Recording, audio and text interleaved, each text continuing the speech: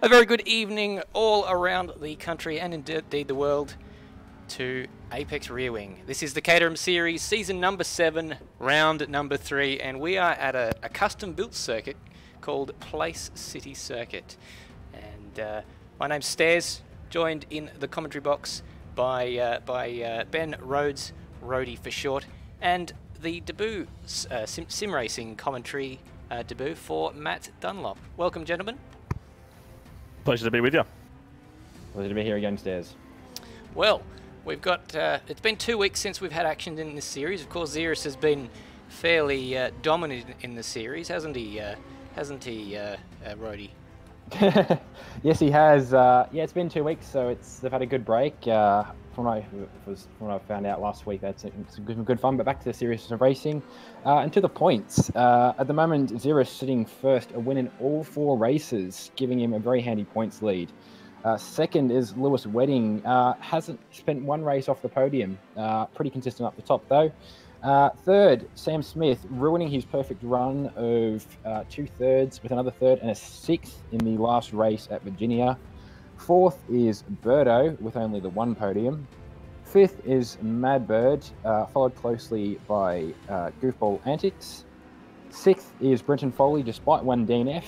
That's also thanks to his 2nd at the 2nd race at Curitiba. 8th is Desamage. 9th is Bagsy. 10th is Resist. 11th is Pablo.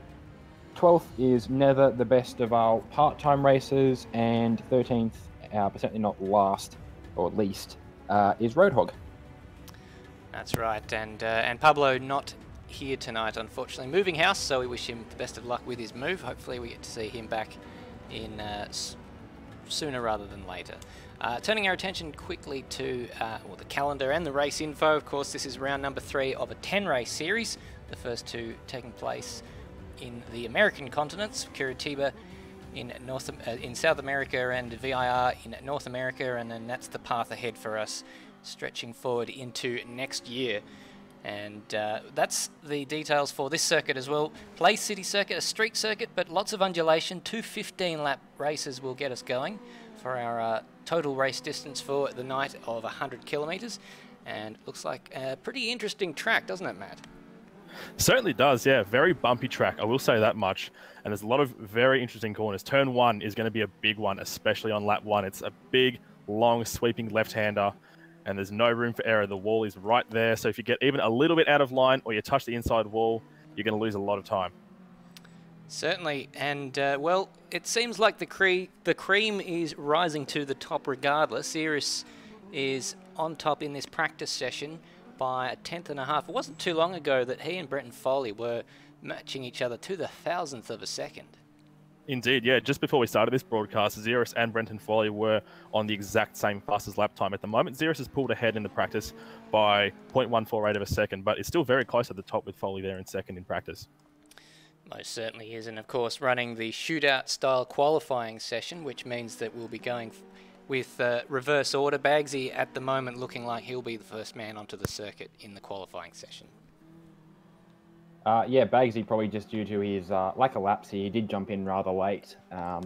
He's probably hoping he can. He's only just under half a second behind Sam Smith. Hopefully he can pick the pace up, but first one out might prove to be a good thing here with all the walls. So better to bank a good lap rather than, a safe lap rather than a fast lap and risk hitting a wall.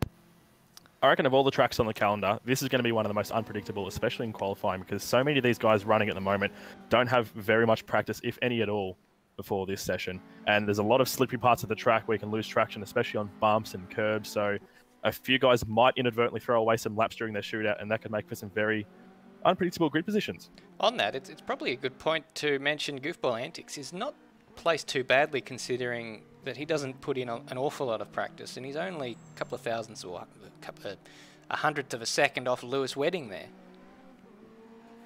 Yeah, Goofball.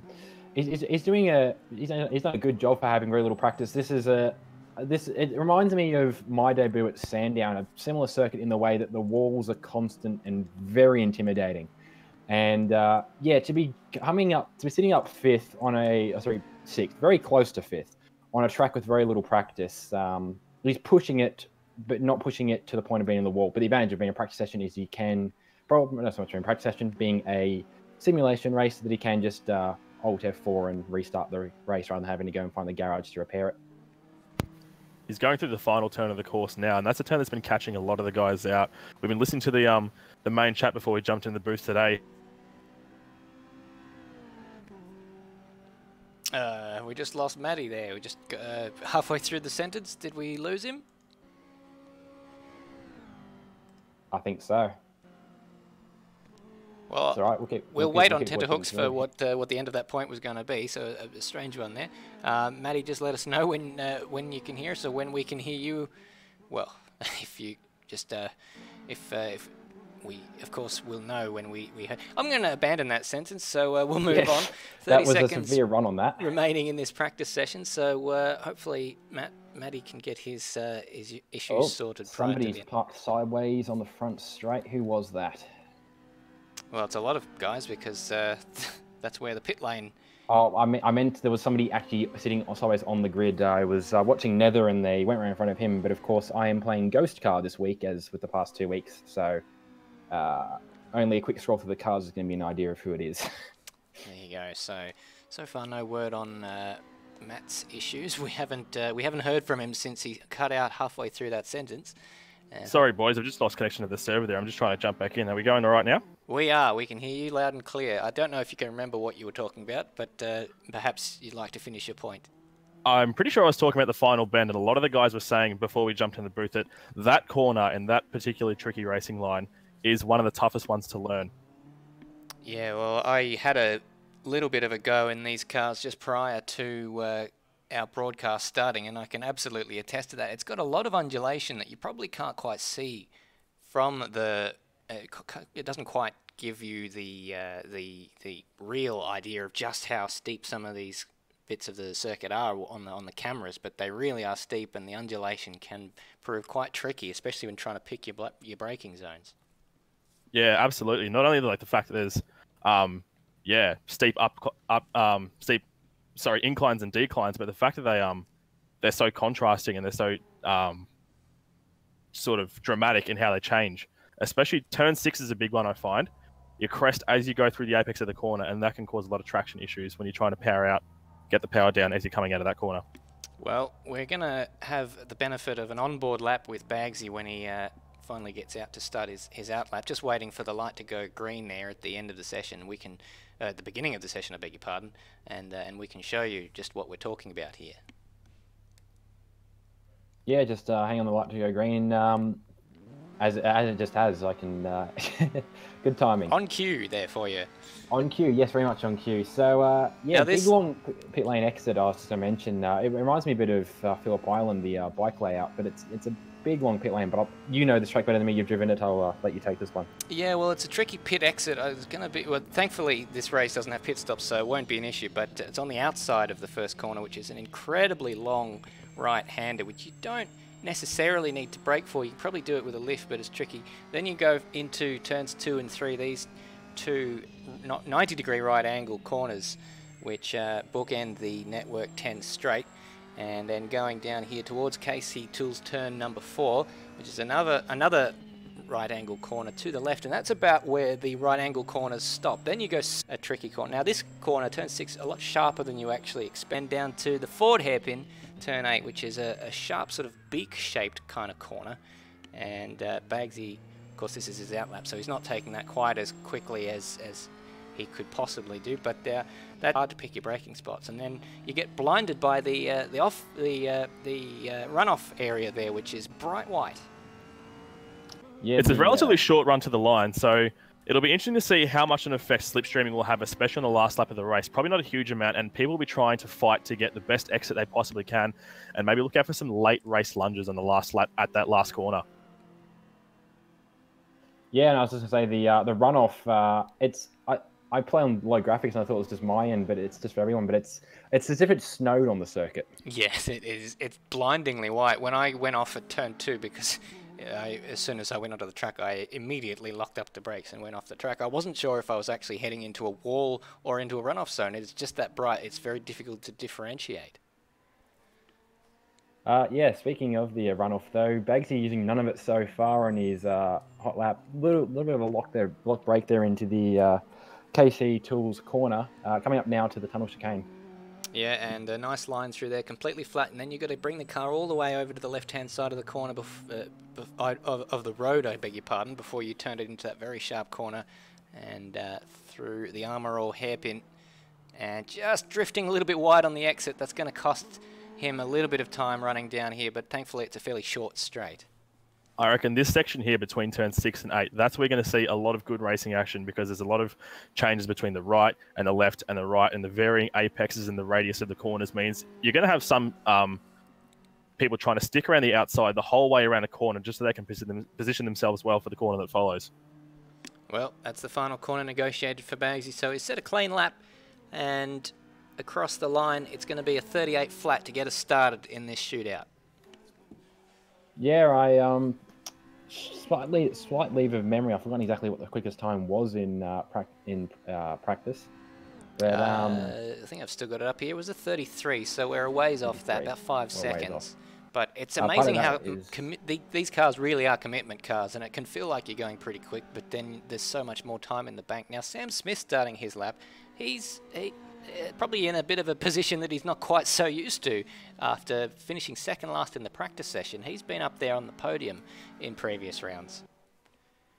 Yeah, absolutely. A run of 3 straight third places had him in a very good stead for the championship, and a 6th place finish had a little bit of a tarnish, but he's still sitting 3rd in the championship at the moment. Yeah, Sam Smith, not displaying his usual flamboyance, but that's understandable considering the lengthy levels of concrete on the side of this track. But he's just pushed it through the tunnel chicane. A little bit of a wobble. That's more the train doing it than the car. That's also Sam, but there's a little bit of suspension. Bit of an odd line through that hairpin. He was 5,000s up on Bagsy through the first sector.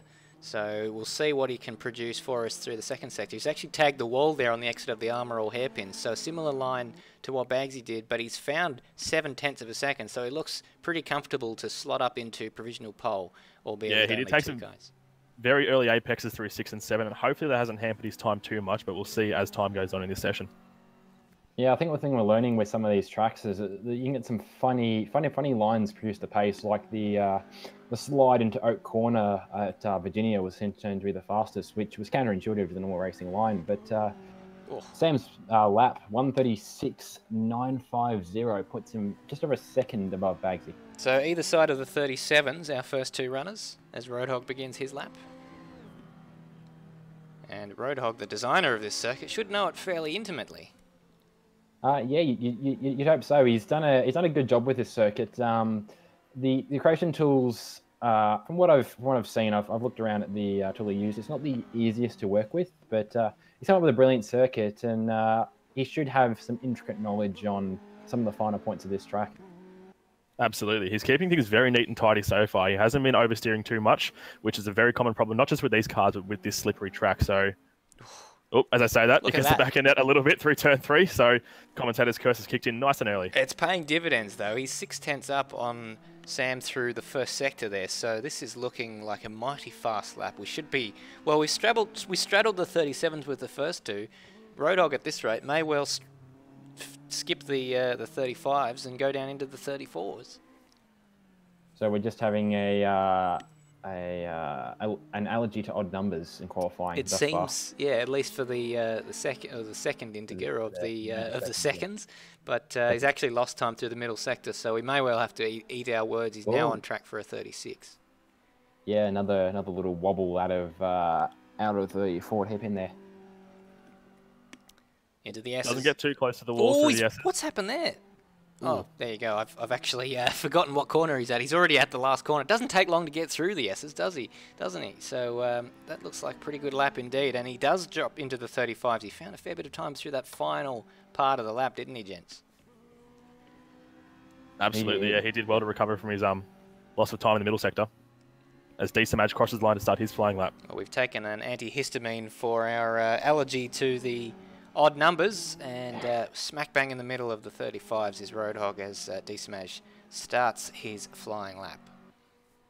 Yeah, Desamaj been a very quick mid-pack battler with Madbird, who should be up soon. But would be hoping, I think, to push up. Again, as I said, this circuit, it's a funny one. I'm interested to see how fast the runners go and where the speed actually is, because it's a good track. I think it just needs to maybe a bit more length in the straights. It's a very busy track, I'll put it that way. Interesting that Roadhog took a very central line through turn 1, and that was where he was well up on all the other runners. Ziras was half a second off through the first sector, and I believe that it's turn 1 where that time was found for Roadhog.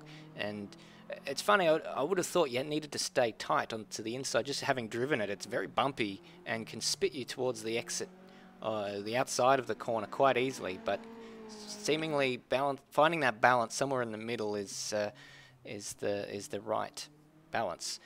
Absolutely. I had some practice around the track as well, and I found the exact same thing. The closer I tried to get to the inside wall, not only was it a little bit bumpy there, and you'd struggle to maintain grip and maintain a line, but if you touched the wall on the inside, yeah, exactly right, it would spear you off into the outside wall. Well, Ziras has found time through the middle sector. He's only 2/10 off Roadhog through there, but I think he left a little bit wanting in the final corner, and it's cost him all the way down that straight. 7/10 in the end, and he slots into second place.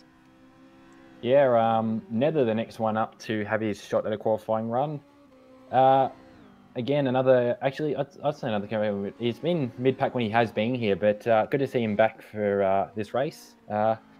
Floating very much middle of the track, and I think possibly the reason is you get too close to the inside and you're hitting steeper crown, which in the banking puts more force on the suspension and slows you down that way. But by sitting just right at the middle of the track, as he goes off to the left of the middle of the track, you're taking use of the banking of the crown, but not so heavily that you are hitting suspension stops and slowing yourself down that way.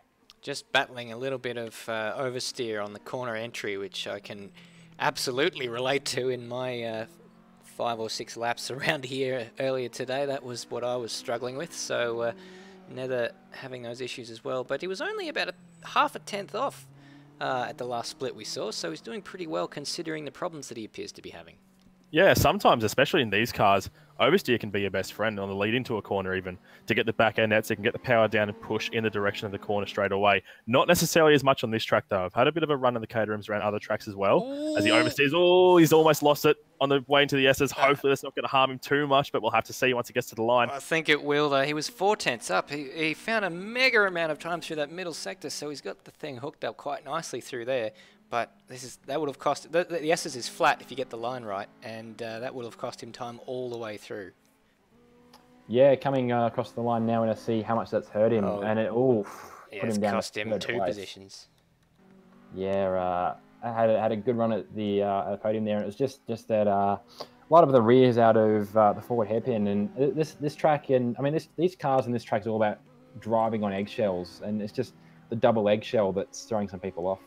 Well, Berto, we didn't actually hear much from him in practice. He sort of quietly went about his way, but he got a podium last time out as he just brushes the wall on turn 1. In VIR, he came third, I believe. Actually, no, did he come second? I'm just trying to jog my memory. He did come second in the second race in VIR. Just quietly going about his way. He would be known to AMS Oz viewers as Rob Dunt, and we've got a viewer in the live chat. FCR Motorsport says, I'm just here for Dunt's Trail of Destruction. So don't know what he's alluding to there. I found Berto to be fairly a fairly clean racer at times, and of course well known for being one half of the Apex Rear Wing 6 Hours of Spa duo paired with Sam Smith, where he took victory in that endurance event back in May. Well, I can only speak for his performance so far in this qualifying session, but he is the first driver so far to scrape that turn 1 wall, but I feel like he won't be the last. Well, it didn't cost him too much. He's well up. I think he was up by, he's up by nearly 0.6 of a second through the second split. Yeah, I will say one other thing about this white overlay. It's right next to my towing monitor, so I'm having to squint to see lime green on white. But yes, he is the quickest out there through the first 2 sectors. Very lengthy brake lock there in the final corner, but everyone else is either doing that or sending it sideways. So it seems the lesser of 2 evils as he comes across the line to set a 1:35.58. So, barely. He bled a lot of time in that final sector to Roadhog there. So Roadhog's had a mega first and last sector there. Goofball Antic starting his flying lap now. He's been performing pretty consistently in terms of championship, albeit slightly improving since the start. 6th in the first race at Curitiba, followed by 10th, which is his low point of the season so far. 5th and 4th at VIR has put him in pretty good stead. So 3rd and 2nd for these 2 races, gents. Well, that would be nice, yeah. Yeah, that seems to be the trend that he is on, and well, he tends to not put in a huge amount of practice for these events, but still does fairly well. He's actually just coming off some pretty decent iRacing results as well in his category. First for Oz and New Zealand in Porsche, Ferrari GT3 Challenge and VRS GT3 Sprint series. Second for the last 2 series, and first in the Porsche series. So he's done pretty well there, and that seems to be carrying across. Just down in the first sector though by 0.02 of a second, so it's negligible. Roughly speaking, he's about on par with Birdo, but anything could happen in these last 2 sectors. As you can see there, he's up 0.6. Whoa! He's done a mega job there, but we just know how quick Roadhog was through that last sector. Although actually that's measured against Birdo's time, so actually that means if Birdo had a slightly lackluster final sector, then Goofball may well be on track for a very, very good lap as he locks up into the first corner, but gets a really nice line. Yeah, locked up and pushed it wide, but I don't think it's been too bad. 1:34.5. He's picked up almost 6/10 something in that last sector. I didn't know the pace was there, but he's found it. Yeah, it was. Puts him just over a second ahead of Birdo when we've still got 5 more runners to go. Well, I think Lewis Wedding's compromised his run into the first down the main straight a bit. He oversteered quite a bit in that last bend, but he just crossed the line and he's starting now as he makes a run down into the fast sweeping right-hander of turn 1. Yeah, Lewis probably a little bit off the boil in practice. Finished 5th in that practice session, but he did join the session late, so I expect him to grow with pace throughout the night. He did have to have a stab at the throttle halfway through the corner. I think he was running wide and had to peel off the throttle and then kick it back on to get the rear steered a bit more than the front. Beautifully guided through turn 2 there. Just on the edge of oversteer, but controlling it nicely. And it's paying dividends. He's a 10th and a half up. 2 for 2 there. I don't want to. I'll let him do it before I say anything. Yep. Oh, one was pronounced 3 for 3 with the right-handed corners. Yeah, but, that's the 90-degree corners done and dusted. Now comes the tricky bits. Yeah, I think every corner except for the chicanes bar here is past a 90. Very sharp corners indeed. So here he comes through the armour all left-hander. Very, very tricky corner and a little bit of a wiggle on the exit. He comes up to the second sector split and it's a negligible amount, but he is nonetheless up on Goofball Antics time. Hopefully he's not going to repeat what he did on the run up to the main straight and lose the back end through the last corner. We'll find out in just a few moments as he's going through the S's now. Pretty neat so far. It's a very tricky braking zone. Everyone seems to be taking different strategies as he pulls in now. Oh, huge. Understeers a little bit. He locked the inside right for about 100 metres there. That was a smoke show, and he comes across the line. He's lost 2.5 of a second to and he's Goofball not too pleased about that, I don't think. No, I don't think so. Madbird starts up his lap. 4th place was a pretty good result in practice, and he's actually tied on points at the moment with Goofball Antics. They're both on 40 points each, so he'll be eager to topple Goofball from the provisional pole position. Yeah, just dusting the wall on the outside there. Didn't look to hurt him in speed too much. Oh, he's just clipped the inside. That's going to cost a huge chunk of time there. That is very unfortunate. Turned in a little bit early. He almost tried to scando it in there. He just turned a little to the left to weight up the left-hand side of the car. And actually, he's only a 10th off, so he must have just nailed that first sector. You said he brushed the wall. Maybe he was just carrying an awful lot of speed through there. Yeah, possibly just a alternative method of braking. Surprising. So I would have expected him to be half a second down, given that clip on the inside wall at turn 2. But nonetheless, the clock does not lie. He also clipped the wall on the exit of that corner as well, so I'm surprised that he's so close at the time. We'll see as he comes up to the second sector how he's doing. He's only just down by 0.09 of a second, so it's very, very close at the top now between Madbird and Goofball. That's all down to the final sector, and he was a little bit wide there out of the Ford hairpin, so we'll see how he does the final corner, which is the last real corner of any substance, and gets the thing sideways. A much, much shallower line than we've seen some of the guys taking. Wide on the exit And he comes across the line. He's missed out. He's missed out by half a second. He actually slots down into third, so he'll be disappointed with that considering where he was. So probably a little bit too conservative in the final corner. Yeah, I think the speed seems to come there from turning your rears into 50-cent pieces. It seems the case. And resist has had a huge... no, he's lost a wheel. That's it. That's a first real casualty of this qualifying session there. And yeah, just ping-ponging from one side of the road to the other. And that's day done. Yeah. And he did the exact same thing. He just nicked the wall on the inside, and it just speed him off into the outside, and that's it. Game over. And he'll be disappointed. He was really quick. Third place in practice. That was a really good result for him. So the pace is there, but he just wasn't able to replicate it in the qualifying session. Maybe the slightly longer wait being towards the back of the towards the back end of this qualifying session got to his head a little bit. It could almost prove to be an advantage starting at the back, though, this track, especially with that tricky turn one. I don't know if how well these guys are going to be able to compose themselves. They will do some practice starts in the warm-up, but how they'll be able to take that turn one will be very interesting to see. And if there's a bit of a mishap with a few guys going to the outside wall, he might be able to Bradbury his way up to the midfield, by the end of the first corner. If there was a track that is possible at, I would say Place City Circuit is the one. Well, watching Brenton Foley on his outlap. I was going to say, Foley's already hanging the tail out, but he'd probably prefer to be doing that on the warm-up lap than on the actual timed lap. It takes a long time to actually warm these tyres up, so he may well be trying to do that as a tactic to get his tyres somewhere near operating temperature for his flyer. Possibly. I think I remember discussing this at VIR, that it was taking them 10 laps to get the tyres up to race pace. So yeah, I suppose anything you can do to throw energy at those tyres, you want to do it before you start your timed lap. Absolutely. Well, let's see how he tackles the first corner, and it looks pretty good so far. That is about as good as we've seen, I think. That was absolutely perfect. Just drifting out wide at the proper moment, but not brushing the wall, and he looked like he carried a lot of speed there. It's hard to tell as he locks up for turn 2, but still with a decent line. Pretty good start for Foley. Keep an eye out for a lot of lockups during the race, though, as people try to take defensive lines, especially in these 90-degree corners, which are some of the best passing opportunities. He's up 3/10. Wow. Yeah, that looked good from Brenton Foley. Oh, he's nearly got the background. He saved it. He said his mission tonight was to get me to try and say naughty words, but he came awfully close just then. How he held on to that, I do not know. That might have frazzled him a little bit. Oh, I reckon it has. He's lost the back again, but he's still got it. How much time is that going to lose him as he passes through turn 7?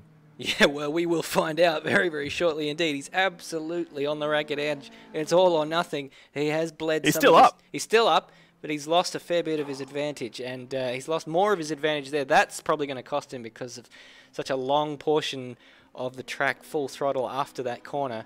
And this is going to be touch and go between he and Antics, I think.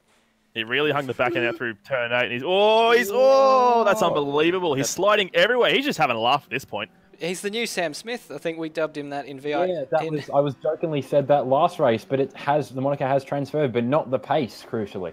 Yeah, well, the pace was there. The first sector was just sublime. It was clean. It was clinical. But after that, he just decided he wanted to hang the tail out. So I don't know. He's ended up costing him 2 positions because... and Ziras just tagging the wall there, so I think that will remain the best sector, the best first sector of this qualifying session, but it was to no avail. I suppose he's still starting on the second row, but not pole position for Brenton Foley. Ziras now on track on his flying lap as he goes into turn 3. On the run down to the KC Tools corner, the last... Oh, he's up almost 5/10. That's pretty hard to beat. Yeah, well, that's of course compared with Goofball Antics. It's not compared with the best sector of the qualifying session with Foley. And I'll have to eat my words though, because it's still faster than Foley by about 1/10.5. So 36 flat, fantastic lap there as he goes a little bit wide there, but he carries the speed. Ziras did a 33.5 in practice, so he only needs to manage a small portion of that to end up on pole tonight, and it looks like he's well on his way. It did look a little bit uneasy through turn 7, but it doesn't look like he's hurt him at all. Ooh, that's going to be costly. Lost it through turn 8. Look at that. That is going to be mighty costly. Oh, my goodness me. I thought he had this all wrapped up, but all down here is going to be bleeding time, And Goofball Antics may well be finding himself on pole position here. Let's see as he comes around the final corner. He's done a reasonably good job of that. Coming up to the line. Is it pole position for Ziras again? No, he's missed out. He's going to start 4th. That was a hugely costly mistake at the Ford hairpin. 4th, unbelievable. So not only will he be off the front row, he'll be off the starting racing line as well. So making up positions at the start is going to be a very tall order for him. What a shocking qualifying session. That was amazing. I don't mean shocking in terms of bad. I mean just so many surprises, so many upsets. Yeah, that's what I motioned towards early on, that safe laps are better than quick laps, and Goofball was quick, but he didn't push the limit too extensively, and that's what's given him the pole over Foley and Ziras, who were both flying in the first couple of sectors, but they just on their own lost it at certain points, and Ziras in particular went full Tokyo drift around the Ford hairpin, and that was all over Red Rover for him. Yeah, it's really difficult to hang on to the back end of these things. I mean, they're easy enough to save, but not without losing a chunk of time. Absolutely. They're very forgiving cars, but they're forgiving at a cost, absolutely, and that cost is lap time as they head out of the pits now for their warm-up laps. Yeah, doing some warm-up. They'll do a practice start, as is customary for these gentlemen, and anything else that they would like to practice prior. That it's been a little while since they've run on full fuel because they've just finished the 30-minute qualifying session, and of course the cars will behave rather differently on full tanks. And my goodness, turn 1 with full tanks is going to be quite a spectacle indeed. Yeah, I'm going to touch wood, but I can probably guarantee at least one thing that will feature in the practice session, as the last 2 races. There will be a full horn symphony at the start line. Yes, even though these are the racing versions of the Caterhams, they're still Bagsy. That was Bagsy right in front of Resist. Resist nearly tagged him, but just avoided him at the last second. Yes, they still have a horn, just to finish my point, despite being the racing versions of the Caterhams. They took out the headlights, but not the horn. It's the closest thing to a push-to-pass button these cars will ever get. Yes, well, they could bump draft, potentially. Not that that's a push-to-pass button, but it is it's a push-to-not-pass, I suppose. They certainly could. I was watching Lewis Wedding making good use of bump drafting down the back straight during practice, actually, and the horn at the same time. So, a little bit of both. I mean, it's push to pass, just not in the most conventional way. It's push to make someone else visit the gravel trap to pass.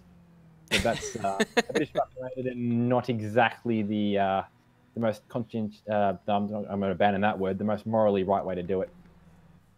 Bit of an incline on the last bit of the starting, where the starting boxes are, but a decline in the first few rows. So that'll be an interesting dynamic to the beginning of this race.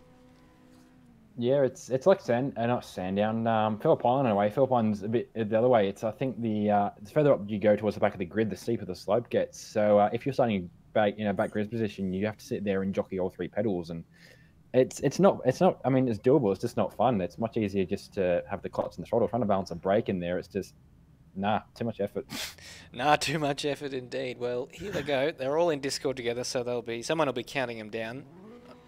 Assuming they're obviously not waiting for anyone at the front, so I don't know how useful this practice start will be to the guys, to Lewis, Wedding and Foley there. Or they've waited for Ziras now, so that's good, as the Horn Symphony gets underway. It's a beautiful symphony of horns. That's shades of the 2010 World Cup when vuvuzelas were still allowed at stadiums. Oh my goodness, that is a real throwback. Oh, I had completely forgotten about that, and well, the less said about vuvuzelas, the better. The horns there replaced with engines, much better sounding note.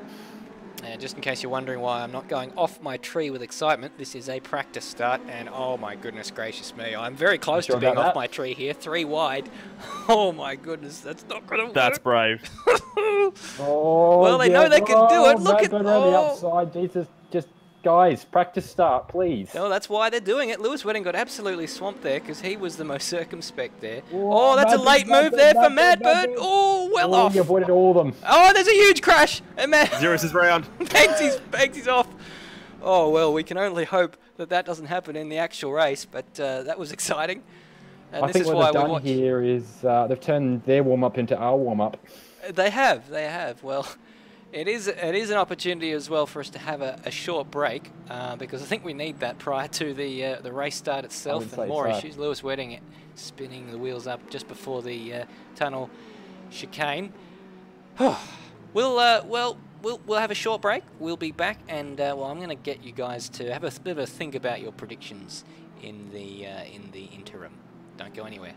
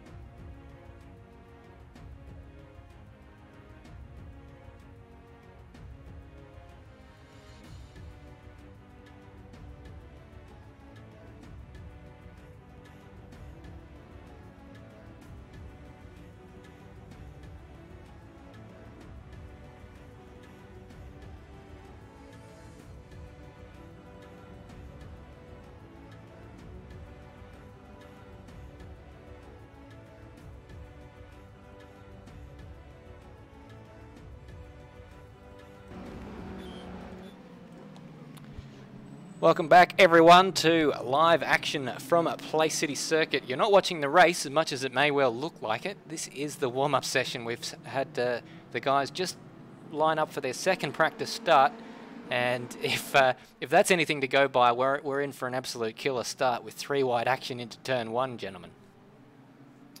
Yeah, I just flicked through the cars. Madbird and Nether Wise are sitting this one out. I think any benefits from actually joining this session will be negligible with what is happening, but Birdo there. Oh, there's another car on the fence. Yeah, Birdo just spinning to the inside of the final corner. It looks like they're lining up for a third practice start. Obviously, they weren't particularly pleased with what happened on the first two, and they're going to do one again. And it looks like it's James or Roadhog in one of the QV cars is out of place there. He's just had to reverse back. Birdo too.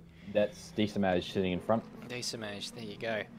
Decimage and Birdo are both. Oh my goodness! Oh my goodness! No, I thought it was Lewis actually. Yeah, Lewis just excuse me, pardon me, trying to get through the middle. Yeah, these guys aren't going to full lap in there. Literally just, I think they're just trying to get out all of their 3-wide crashes from their race starts before they actually do their race start, so that they can lock the 1 in 100 that doesn't involve a 25-car pile-up. Seems so. Well, I asked you before the break what sort of predictions you had for this race, and it's a bit of a mixed-up grid compared to what we've seen in the first 2 rounds. So, Ben, starting with you, what do you think we're going to see tonight? It's a very easy bet in most cases to just put another 2 wins next to Ziras' name, but I think he may achieve 1 in the second race. He may not in the first. It is a 15-lap race, but this place it's like any archetypal street circuit. There are some passing opportunities. Otherwise, it is a pain to pass in other corners. And he is 3 cars back off the lead. Foley will be killing himself. bad choice of word there, kicking himself with his qualifying position, so he'll be pushing hard. He will not be letting Ziras pass. Goofball will be very happy with his pole position, and he wants to convert that to a win. So the people in front of Ziras aren't going to let him go easy, and he doesn't have the room like he has had at Virginia and Curitiba to just build speed up.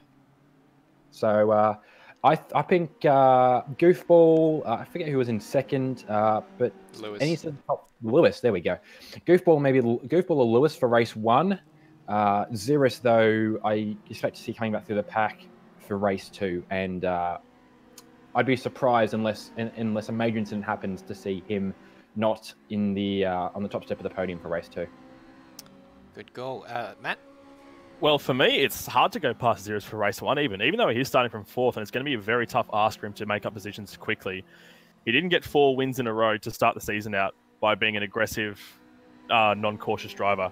He's going to take care where he needs to take care, and he's also going to be learning the track very, very rapidly as he goes. And it might be very difficult to get past, but at the same time, there's some excellent passing opportunities here, and Ziras, of all people, is going to be the one to capitalize on those. And yeah, I think he will win both of these races, but they are not going to be walkovers like the last 2 events were.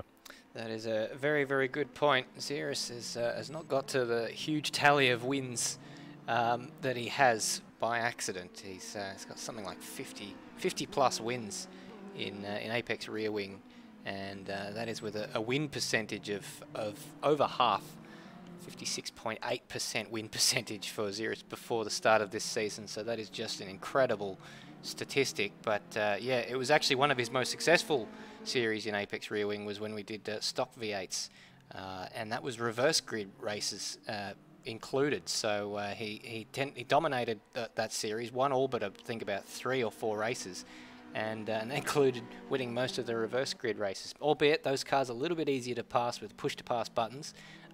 These cars, we've seen just how difficult it is in the Caterhams in the first 4 races just to make a pass stick. At the same time, even if he was able to win a reverse grid race, it just shows how well he can cut through a field, doesn't it? Certainly does. He's got this knack of being fast without necessarily looking fast, and that's because he's a very smooth driver. Yeah, he is. Yeah, he doesn't need the flamboyance of what we. There's a word that I could use, but I can't remember what it is. But as we set up for Sam Smith, who is actually transferring that to Brendan Foley, both of those guys need, I almost say in a way, they need to be going sideways to be going fast. But Ziras can execute speed without executing excess tyre wear. Yeah, tyre wear not such a huge issue with these Caterhams, considering that they take to about 2/3 distance or 3/4 just to come up to their operating temperature. But I take your point. Well, actually, that's the thing. Actually, is that a lot of, especially with this first turn being pretty close to flat out, I think we're going to find at least the left-hand side of the car is going to warm up. They're actually going to have warm tyres to this race as well, because a 15-lap race versus a 10-lap race. And the amount of tyre warming opportunities, there's not a lot of smooth corners. They're going to be nice to the tyres. I think we're going to see some actual full grip racing right towards the end. Yeah, fair enough. And that's a lot of guys haven't made it to the grid as they make it onto their warm-up lap. What a mess. What's going on? There's at least 4 guys set up in the pits. And Madbird, Ziras, trying to flip through numbers. Bags is in the pits. They've restarted there. So a lot of guys missing the start there of the warm-up lap. And they've reset the server to fix that issue. And looks like we've got the practice timer back on. So it may well require a manual reset of the grid. I'm currently getting. I'm finding all the important words tonight, but I'm currently getting the feed from the server, and we are jumping through sessions. I think to get to our race session that we were supposed to be at. Ziras being the host, that will be him doing that with his admin authorities, and he'll be probably scolding the guys who missed the start and saying, "Go on, hurry up, get in."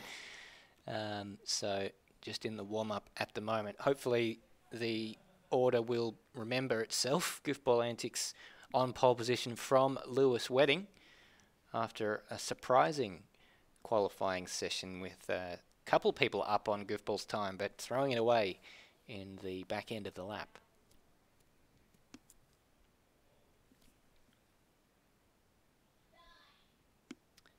So, Sorry, I was. no, checking I'm out just from saying that silence falls over the circuit because we're all in rapt anticipation for this race. We're all gearing up, and we've just had to wait a little bit longer than we normally do. Yeah, yeah. This is it's an advantage and disadvantage being able to just restart your weekend like this.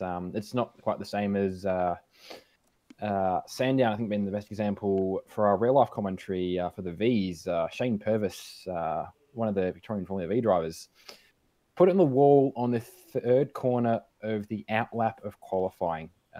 He was none too pleased about that, and took the front corner off the car, and I think took damage to the rear as well. He got it to the grid, I think, with a minute left to go before the first race. But it's not like he didn't make it. He cannot just say to the state series organizers, "Hey, I missed it. Can we just restart it and give me another 5 minutes?" Like you can here. Looks like getting word down on the ground now that one of the commentators for AMS Oz as well, who is also in this race, starting out of there's no position numbers on this. 3, 4, 5, 6, 7 out of 9th place. It was somewhere mid-pack. Yeah, anyway, Nether's just sent me a message saying that they're restarting the server because Brenton Foley got kicked for some reason, and the rules stipulate that if that happens, that we do allow a restart in order to get everyone to take the start. So unfortunately for Brenton Foley, some technical issues following him lately. I think there's that's happened to him in one of the races in AMS Oz on Thursday night last week. Yeah, I believe Foley back. I see there. This is just not working. I believe I see Foley back in the session, sitting in a temp car for me at the moment. But yeah, Foley is back in, which is good to see. We're back to a 12-car grid, which we can now see the grid, at least from the screen I'm sitting at the moment. It should hopefully have showed up. Yeah, it has. We are lining up for the grid now. We certainly are. So, not too far away now. And the guys, obviously, that we can see on screen still in the pit lane, waiting to the last possible moment to grid up in order to just save every little skerrick of fuel. So does it work that your engine is not idling until you're sitting on the starting grid? That is correct. Okay, that would explain it then. It didn't make sense to me initially, but that makes sense now. So Lewis Wedding sitting in the pits, Ziras sitting in the pits, and I believe we have our leader. No, our leader Goofball is there, sorry. So just second and... Oh, no, the back is just Lewis, and there he is. So the full grid is here. Well, they're about to... Well, they are off on their warm-up lap. Matt, we haven't heard from you for a while. Do you want to take us through the grid? Yes, so we've got on the pole position at the moment, we have Goofball Antics after that great lap in qualifying. Sitting next to him on the front row is Lewis Wedding, who had a couple of close calls, got the back end out a little bit, especially during practice as he was getting to grips with the car on the track, but he's done well, so he gets to second place. Brenton Foley, after that mishap there, is now thankfully back on the grid in third position next to Ziras, who we all expected would be on pole position, but he'll be in fourth, and he's got a bit of work to do to get back up to the lead of the race. Madbird is in fifth, next to Birdo, who is sixth on the grid. Behind them, we have Roadhog and Decimage in almost matching cars. Nethers is behind in 9th, and Sam Smith is 10th. Bagsy is 11th, and without posting a time, we have Resist sitting at the back of the grid in 12th. Yeah, it was a big shame for Resist. He's actually Ziras' brother. There's a tidbit that our viewers may not well have known. And third in practice, I expect him to be pretty quick in this race if he can replicate the sort of pace that he had in practice. Yeah, it was just unfortunate for him tapping the wall. I mean, I think every car bar one, I believe, tapped the wall in some degree during qualifying, but there is tapping the wall and there is punching the wall, and he did the latter, and the wall was not pleasant and gave him a 1-2 in return. Oh, well, speaking of hitting the wall, Goofball Antics just slid into the fence on the through the S's, so hopefully he hasn't damaged himself too much there. We just saw the end of that. Wonder if we have time to catch a replay of that, since they're still about halfway through the warm-up lap, and Goofball Antics trying to warm his tyres. He's pretty good at doing that on the warm-up laps. He's done it quite a few times. That was not an insignificant brush with the wall. He'll have a bit of damage from that. Yeah, I suppose lucky in a way that it was to his right-hand side, which, if it's going to fail, he's got 3 corners of unloaded turn before he's going to have an issue. So rather than it go on him at turn 1 and cause a NASCAR. He's going to hopefully find some runoff through turn 4 if something does fail on the front end of that Caterham. Only 2 major left-hand bends in this circuit, or the rest are all right-handers, more or less. Yeah, pretty much. And there's only, I mean, the Armorall hairpin isn't even really fast enough to do throw any major weight on the car. But all cars, speaking of the cars, are lined up ready to go. The lights are up, and I will hand this one to you, Stairs. Thank you very much. It's a tight pack grid. This is round 3 of Apex Rear Wing. We're gearing up for racing, and off they go. It was a pretty good start there for Lewis Wedding by the looks of it. Got the whole shot. Goofball Antics falling back through the field, and that is going to cause chaos further back down. Ziras up into second, going side by side with Brenton Foley. Look at him going around the outside, and we got Madbird moving up into 4th, but he's brushed the wall. Quite a few of them brushing the wall. Not the kind of craziness we saw in the warm-up practice sessions, but almost as close down into turn 2. Is everyone going to get through safely? It looks like they've done. Birdo's lost it. Birdo's lost it. Gone into one of the QV guys, either Desmash or Roadhog. But look at the lead that Lewis Wedding has got as it's side by side for Ziras and Bretton Foley. They've been side by side for the entire first sector of this race.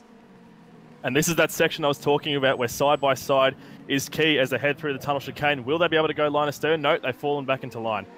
Yeah, that was a wise choice, but look how close that line is packed. And again, we've got side-by-side action going through. They're all concertinaing up into this tricky, very, very narrow part of the racetrack. And it looks like Ziras has got the job done for the time being. And Lewis Wedding has streaked out to a 1.5 second advantage.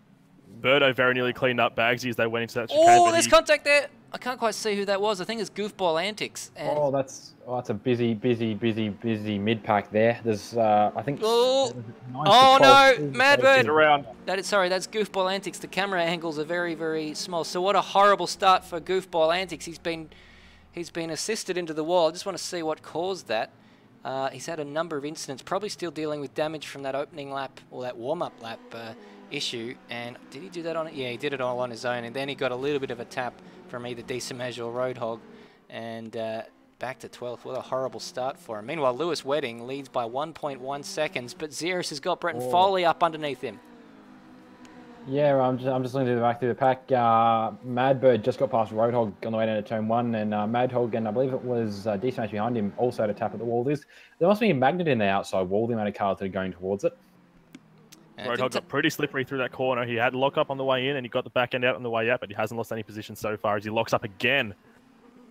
And this fighting is, as we expected, spreading the field out. But I think, if anything, Ziras and Foley are the 2 guys that Lewis Wedding wouldn't really want behind him. Even though they are fighting each other, they seem to be matching him for pace early on. And the field sort of breaking up into different groups fairly quickly in this race. Yeah, this track's a tricky one. So it provides bigger gaps between the quickest and the fastest across an actual race distance. It's a big moment there for Roadhog. There was a similar moment for Ziras, very sideways in front of Foley, who I think has just got himself back into a position where he can potentially dive on Ziras at the last turn. And got the guys fighting over the minor positions. They're all occupying the same piece of track there. We got Sam Smith and and Bagsy going side by side through the BP Ultimate S's there. And Lewis Wedding has lost a lot of time in the last corner, and Ziras is right on his tail as they head into turn 1. He painted a huge black line through the last corner, and Ziras is going around the outside into turn 1. Is that going to pay off? No, it's not. Lewis Wedding seems to be holding his line so far, and I reckon if he stays there, he'll get that done. Look at Foley through the middle! He didn't have to lift out of the throttle, and the momentum, my goodness gracious me, Ziras has lost out here. It's Foley going through into the lead, or is Wedding back up the inside? He's given him a little bit of a nudge, but Wedding's held onto it for now, into the right-hander. This is the 90-degree section of the circuit, and Ziras is forced to watch. I saw that one coming, and Foley's not having my heart rate at all. That was very brave of him, and great respect between these drivers to get through turn 1, not far off 3 wide without tapping wide. There isn't room for 3 cars wide on this track, but they made it work, and heading up now, just tucking into line for the tunnel chicane. Well, this is Ziras territory. He's happy to watch these guys fight each other, and and if he can get a break, he'll be gone, basically. But for the time being, he's in third place and forced to watch these two battle. But having said that, he's got up alongside Brett and Foley. Foley just making a small little error as Lewis Wedding locks up inside. Oh, and Foley goes wide as well, so that's going to cost him a little bit of time. Lewis Wedding is making that Caterham as wide as he possibly can all the way around this track. He's driving the most defensive driving I've seen in a long time. And as a consequence, he's locking his tyres up left, right, and centre. And that's not going to be too good for his times as Brett Foley gets the back end out a little bit. And he almost catches onto the back of Ziras. And he's back up into the second now. Ziras down to third. Yeah, we had 3 different lines from the 3 leaders going through that corner. And it was because Wedding took a bit of a tight line in. Ziras took an even tighter line in trying to go for the inside. And Foley took a more preferable, ideal line. And was caught out almost by the extra momentum that he had through there. Yeah, I was just watching Ziras having been passed by Foley, chasing his own over the road, and I just sitting there, it's like, you dare dive, but he's diving now instead. Jeez whiz, these guys, I don't think Foley would have described this. Yeah, I don't think Foley was expecting that. I would have been expecting it if I was Foley, because I know that Ziras is absolutely mega under brakes, and nonetheless, that's something that he has now learned. So early stages, lap 4, and the leading trio throw a blanket over them. Madbird doing a good job there in 4th place. We haven't really had too much of a chance now. That's a little bit of a look up the inside there for Foley, but he just tags the inside wall. That's going to give Ziras an incentive. I thought Lewis Wedding was about to lose the lead to Foley, but instead Foley loses second to Ziras. Yeah, they're just constantly. Oh no! No! We've lost Wedding. Wedding spun round, and that is an absolute disaster. Ziras. Oh, there's a huge crash there. One of the QV guys. It's Roadhog. Roadhog going down the field. What an absolute disaster. Let's try and catch a replay of what happened there. Ziras is waiting for to redress the position. Let's catch a replay. There we go. So that was. Oh, that was Ziras into the back of Lewis Wedding. Lewis Wedding had just locked it up on the inside, and it looked like Roadhog was trying to avoid Lewis Wedding there and spun it in sympathy almost, and we were lucky to get everyone else through there, quite honestly. Oh, we didn't. We nearly lost Sam Smith, but Sam Smith held on to that as Lewis Wedding and Roadhog both tried to recover at the same time and nearly spun into each other. So that's completely destroyed Lewis Wedding's race and Ziras' race, so it's now Foley's to lose.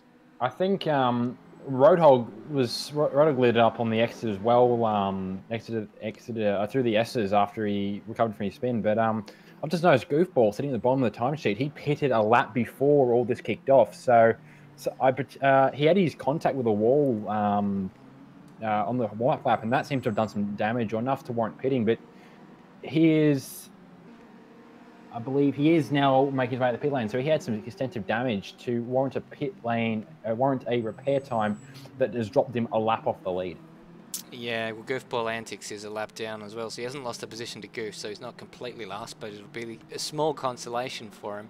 Just hasn't come together. But Ziras waited for Lewis Wedding to get going to try and redress the position, but Lewis took so long to get going that Ziras just thought, oh, I'll just go. And in the end, he's stuck in the middle of no man's land there in 6th place while Lewis is in 10th. Meanwhile, Brett Foley out in the lead has a 3-second advantage and looks on course for his very first Apex rear wing victory. The pack is well and truly shuffled after all that. So at the moment, we've got Brett Foley first, followed by Madbird, who's been running a very modest race with almost no involvement. I reckon he's one of the only drivers in the field to not be caught up in anything so far. 3rd is Decimage, followed by Birdo, Resist, and Ziras in 6th, like you mentioned. Nethers is up to 7th. Sam Smith is 8th. Bagsy is crossing the line in 9th at the moment, as Lewis Wedding, who was a leader for the race and who was doing so well to hold on, is now down in 10th, unfortunately. Roadhog was an unfortunate beneficiary in that accident as well, and he's 11th. And Goofball, as you mentioned, after that pit stop, is down in 12th. Yeah, so that is how they stand on lap 6 of 15. Still 10 laps to go, so I can foresee that Ziras could potentially get back onto the podium, given the sort of pace that he's got, but he's got to get past these guys, and that won't be an easy task. We're looking on track to seeing a 4-car battle here from 3rd down to 6th, with Decimage leading the way, followed very closely by Birdo, Resist, and Ziras. So could be some interesting battles there. Keep an eye out. I don't want to speak too early for Madbird, but his goal in the Porsche series back in Season 6 was to get a podium. Well, he looks well on task here to grab one here, but if he doesn't end up finishing on the podium, he's absolutely going to curse me for giving him the commentator's curse, but let me just say that, leave that where it is, and then not mention it ever again. Oh, yeah, Resist there, very close to the back of Birdo, but they're just on each other down, and you can see that D-Smash is clearing out from in front of them, and Ziras waiting, I'd say patiently, but there has to be, even in the most calm, coolest racer, after that, I would not blame him at all for them. A little bit of, I should not be here, I deserve to be higher up. So Ziras, I expect a little bit more urgency as he's going now. Throw a little more urgency into some of these passes because, yeah, he made me eat my hat with that start, and he was fighting for the lead, and he deserves to be fighting for the lead. So, and his generosity in slowing down has put him back here. So he's side by side action. Sorry to cut across you there, but we've got lots of side by side action here with D-Smash going up the inside of Birdo, and Ziras got the move done on his brother there, Resist. He nearly got repassed by Resist. Oh, and that's more action. He's going for a 2-for-1 now down the inside of Birdo, and Birdo gives him the room. He didn't really have to. He wasn't quite far enough alongside, but nonetheless, he seems to have been given the room. Nonetheless, it's going to actually cost him more now. Phil or Resist going. Oh, this is what we're worried about. Side by side through the chicane. The brothers, the first to do it. Oh my goodness! I can't finish a sentence. I wasn't expecting that, quite honestly. I never thought I'd see it. I never thought anyone would be brave enough, but there you go. Two guys went side by side through that at full pelt, and they did it. They survived. Only two men who shared a mother would probably have the kind of trust in order to do that, but that's the way it occurred on lap 7 of this race. Yeah, so all this battling is playing very well into the hands of Brenton Foley, who's currently almost 8 seconds ahead of Madbird, who himself is almost 3 seconds ahead of D-Smash. Yeah, Foley just banging out fastest laps. He did a 33.4 before, which was quicker than the fastest lap in practice and much quicker than the pole position time set by Goofball Antics. As we now have an exchange of position for P4 as Birdo brushes the wall quite heavily, and Ziras comfortably up into 4th place by the looks of it. Yeah, he's now up on the back of D-Smash, and he's, again, monster under brakes. They're a little bit of a lock, but even with that, still, he's now right up on the back of D-Smash. Bit of nuts to butts action going on right here. Yeah, Madbird will be sitting there watching his timing screen and hoping, there he is in the foreground, he'll be hoping that Ziras can, or the D-Smash can hold Ziras up for as long as possible. And is that still a 3-second gap? Yes, it is. So I was just wondering whether Madbird might have lost a little bit of time in recent moments, but so far he is still holding down 2nd place. But if and D-Smash spins in front of Ziras. That was so utterly well cleared for Ziras to jump on the brakes, and it was almost like a what was it, Tokyo Drift? Here's my phone number scene. But that was just so perfectly well cleared off in front of him. But 2 spins involving Ziras, but not involving Ziras. Ziras has just gone wide of the Ford hairpin. He may well lose 2 positions out of that. They're going to try and go side by side to the S's. Resist gets through, and Resist retakes 3rd place. So he's up in. This is the battle for the podium now that D-Smash has spun out of it. So this is crazy, crazy action. Resist getting the car very, very sideways and obliging Ziras quite nicely by spinning almost out of his way. But he had to get out of the throttle, and Birdo's got the run down the straight. It's the 2 brothers that they went too wide through the tunnel chicane, and now they went too wide through the S's. You can't go too wide there. No, you but can't. There's enough faith in them to do it, and yeah. Another change for positions. Ziras has managed to get the switchback and cut underneath Birdo, and that's where you want to be. We found coming into turn 2 is on the inside if you've got the strength under brakes.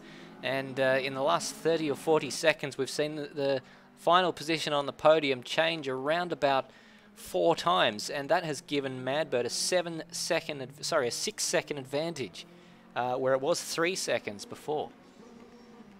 Ziras was doing a fantastic job earlier to put so much pressure on D-Smash, and that was what resulted in him spinning around. I was watching him earlier, and he was locking the brakes in almost every single corner before he spun. So now Ziras has got nothing but clear air ahead of him. He's got 5.7 seconds of clear air between him and Madbird, and he's going to be punching it all the way. He certainly will. Not too long. Well, we're more than halfway through the race, but 6 laps will seem like an eternity to Madbird, who's on track for his best result for some time with second place, but it would be Ziras' first time not winning in this series, and I guess that goes hand in hand with it was his first time not setting a pole position tonight in this series. That is, of course. Yeah, I'd say there might arguably. I mean, they're all friends, but there might arguably be a little bit of teamwork at this point. Just underlying teamwork going, as there was with Birdo and Resist and Disamage sort of holding back Ziras. I think there would be a little bit of a win for the rest if Ziras was not to take a win, or at least a win this evening. Another brush of the wall there for Berto in fourth place there. Got to make mention of Resist actually, because he started last, we'll remember. He had that crash at the first corner during the qualifying session, which meant that he had to start from the back of the grid. So he's doing a mighty job there up in fifth place.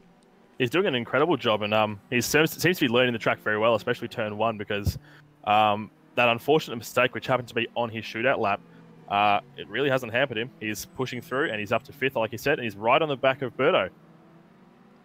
Yeah, there's some people will get to grips very quickly with a very smooth, intuitive track, and the others will just get to grip amazingly quickly up to their speed with a track like this. And it seems Resist Formula's the ladder. He is just hovering very closely in Berto's mirrors there, but he looks like he's got the run out of the armor all hairpin.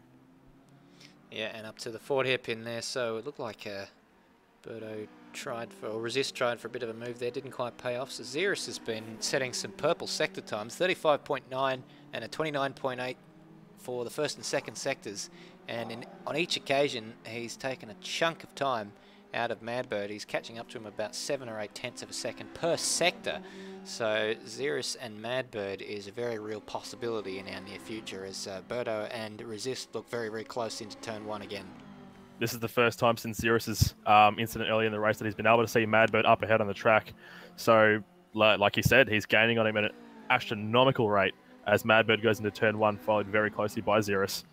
Oh, and this battle for fourth place raging on there, with Berto going very, very deep there. It was under pressure from Resist, and that looks like they're quite safe from the guy behind Disamage in sixth place, so they're free to absolutely battle all guns blazing since Ziras has cleared off, and we're going to see a proper fight to the end with that one.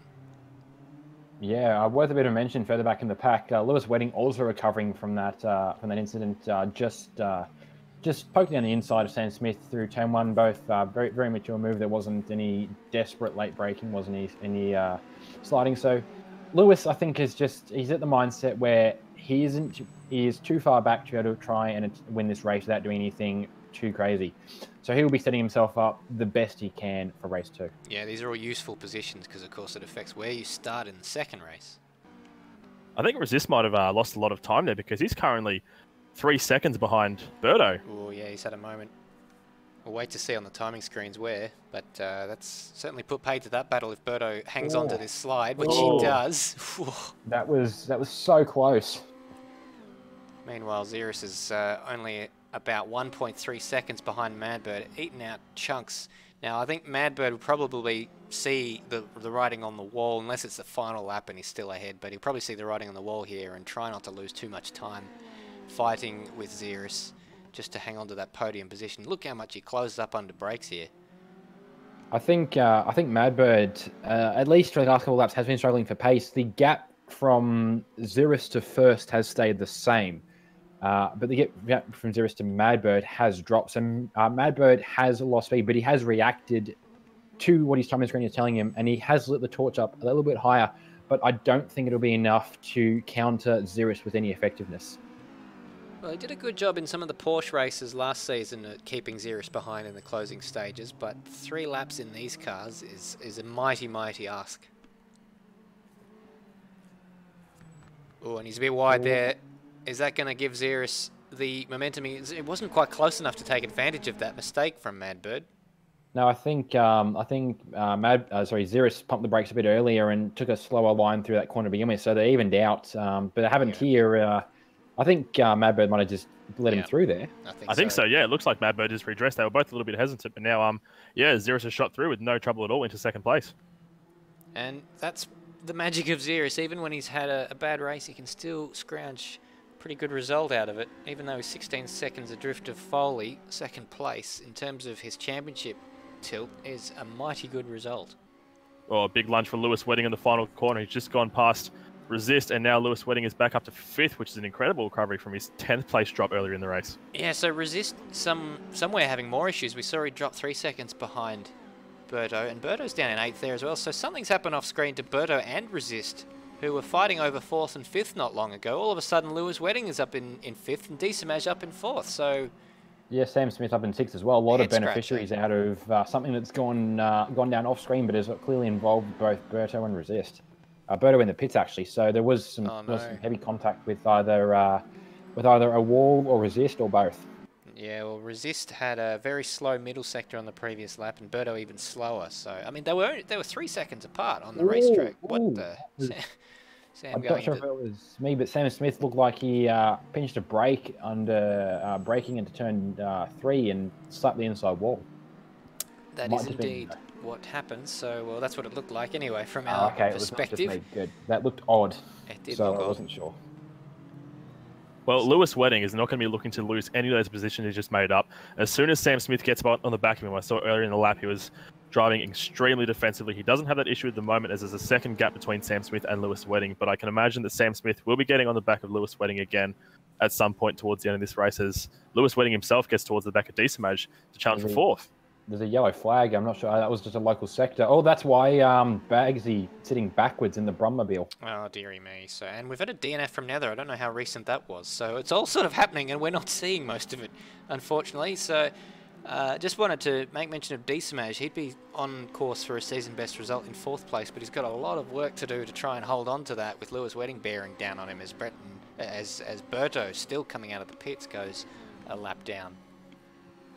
Yeah, Lewis Wedding also recovery drive, not as hefty as Ziras, but he's benefiting from others' mistakes here. He is doing a true Bradbury at the moment. It's not going to get him a win, but considering where he was sitting all of 5-6 laps ago in a fence somewhere, he's executed a fairly good recovery drive for someone that is not Ziras, and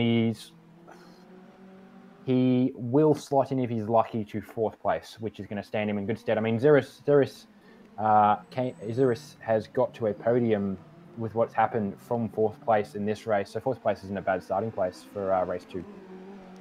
Yes, it is pretty good for. It actually looks pretty good for Ziras for a race 2 win, like you were potentially, which you were predicting.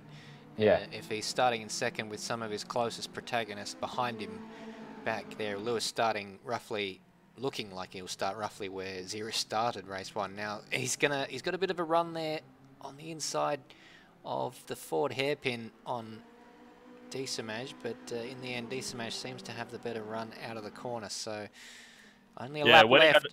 He had the late apex there, but he wasn't able to get it. That's it. That's the mistake. Run wide. That's the mistake he was waiting for, and Decimage holds on to the car but loses the position. It's a costly error. Yeah, it's. I think it's just possibly in a way these guys haven't raced on fully warm tyres in a race as of yet, aside from maybe the end of Virginia. So it's possible that they're expecting there to be more grip than there is, and it's just overshooting the grip in some corners, and these things are twitchy little buggers, so it's catching them out, and it's really at a bad time. For this to happen at the start of a race, you got a chance to recover, but at this point, I mean, we've seen 4 cars go off at least a lap, and it's not getting any better for some of them. Well, take nothing away from this man. We haven't seen too much of him since the incident between Ziras and Lewis Wedding that broke this race apart. Bretton Foley has not been seen since. He set the fastest lap on his way, and now he's on his way to his first Apex rear wing victory. And after his best result of a 2nd, 2 7th places and a DNF, he is an Apex rear wing winner. Bretton Foley. Lining up the rears there on the way to the line, I think he finally recognised how big of a deal this is. And I mean, of course, he would know how big of a deal this is for him. Ziras, brilliant recovery drive there to come across the line just now in 2nd place. Great work to bring that back from that spin, and he set himself up perfectly for race 2. Mad Bird about to run at the podium. third place. Fantastic result for him. He'll be well pleased with that. And Lewis Wedding coming down to the line in fourth place after nabbing that position from Desamaj, who made a mistake on the previous lap.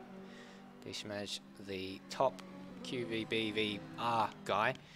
And Sam Smith, after starting near the back of the field there, will start in will start the next race in sixth place. He finished that race in sixth place. Resist, after running quite nicely up in fifth at one stage, or fourth even, has managed to finish seventh from Birdo, who had a tricky end to that race. So we can see that Birdo and Resist have got the pace. They've shown it in race one, but whether that makes itself available in race two, who knows. So Roadhog finishes ninth on the track that he built. Goofball antics after setting pole position. Disappointing race after a crash in the early laps.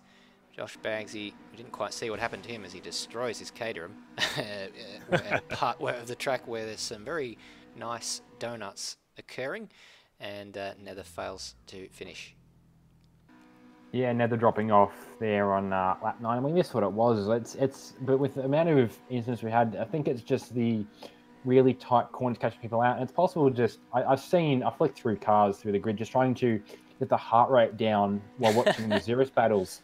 And I found people I think it's the Armor hairpin that's picking people up. It's such a long corner. People getting throttled too soon, lining the rears up and either catching the inside wall or kind of steering, catching the outside wall. And that's probably what's causing some issues. And the front suspension and these things, I mean, it's built to canoe. So it's not liking the bumps. No, it's not liking the bumps.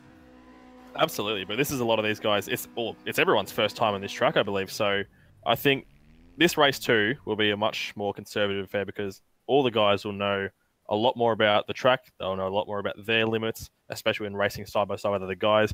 I don't think we're going to see as much side by side action through the chicane and through the S's as we did between Ziras and Resist. But yeah, we can still see some excellent racing because we've got some fantastic passing opportunities that have been well utilised in race one as we head into race two. And it'll be interesting to see who blinks first between Brenton Foley and Ziras on the run down to turn one. I think Brenton Foley would probably feel like another win is not too far away from him, so wouldn't be surprised to see him jumping into the first corner or the second corner, still in the lead. Yep. So that was up. I just watching the thing. People jumping. I never. Don't worry. That was.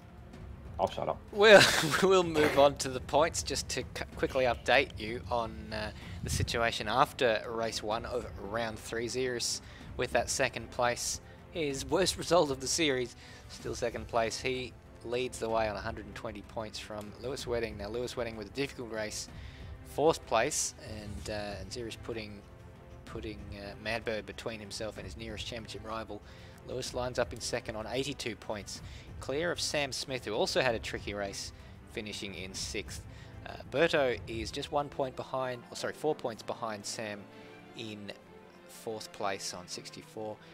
Brenton Foley, after a DNF, costly DNF, the second race in VIR last time out, now moves up into fifth place from seventh, just 1 point behind Berto. So there's a fairly tight gaggle of cars from third down to fifth there, with 5 points separating them all. Madbird in sixth place there on 56 points. He's lost the position to Brenton Foley, but he's jumped clear of Goofball Antics, so it's a little bit, he's gone nowhere, one step forward, one step back there.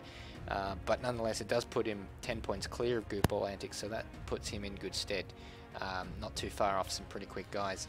Goofball, of course, pole position, but he wasn't able to convert. We'll see what he can do in race two. We know he has the pace.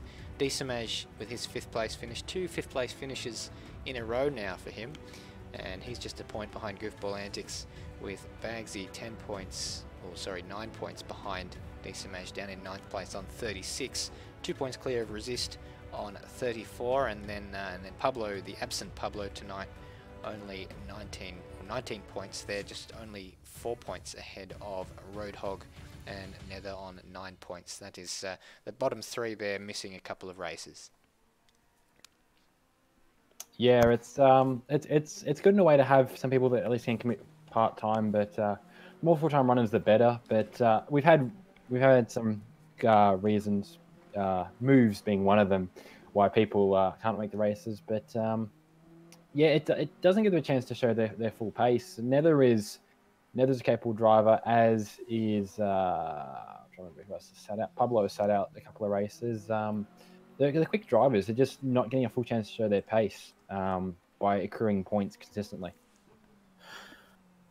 And even for the guys who are regular contenders in the championship, even missing one race in terms of points can be pretty catastrophic, because this series works on the MotoGP point system, which pays all the way down to 15th place. And if you've got a maximum of 13 cars we've got currently in our championship standings, any finishing position will score you points if you do finish the race. So even a DNF can cause a big gap to appear that might not necessarily have been there. Yeah, it is a very consistency rewarding point system, with second place offering 20 points and 25 for a win. So even Ziras' second place there hasn't really cost him. Well, it hasn't cost him, because the guy who was ahead of him on the track is down 5th in the championship. Yeah, it's I had a point I was going to make before. My memory has just been wiped blank as this session is wiped over to the new one. Someone wiped a magnet over your head? It is, yeah. That turn one magnet that's causing everyone to crash has been flung over my head, and I have no idea what I was trying to say. We are coming up to the starting grid now.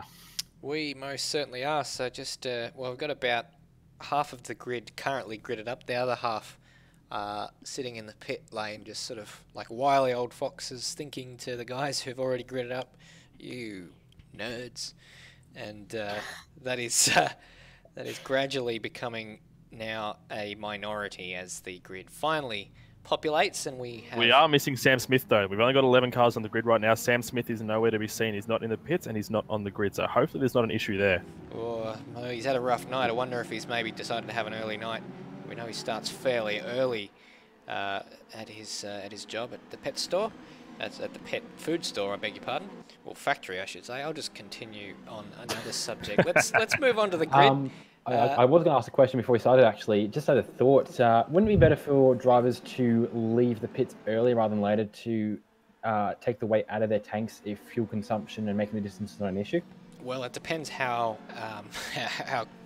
closely they have fueled their cars to the 15 laps. You know, Goofball Antics is one who likes to take it to the absolute limit and run out of fuel towards the back end of the race. So it depends on their philosophies in that regard. I did get a selective refill. I'm used to Forza where the tank is full or not full. Well, yeah, no, you certainly you fill in every single litre, and it can catch people out, especially if they might have run with safety car interventions in one race, and it causes the guys to the calculator to not quite give you the right number, and then you end up running out of fuel. But speaking of running out, we're running out of laps, so we'll throw to you, Ben, and take us through the grid. Alrighty, nice quick run through the grid. Brenton Foley was put together a combination of good pace and good luck to take race one, and he starts from the front in race two. Ziras just behind him, excellent recovery, and had he not spun, he probably would have taken race one, but he is right in the position to take race two if Foley does not block him down. Third came to Madbird, who had a very quiet race, but a very productive race, avoiding everyone else's accidents. Fourth was Lewis Wedding, great recovery drive from him as well.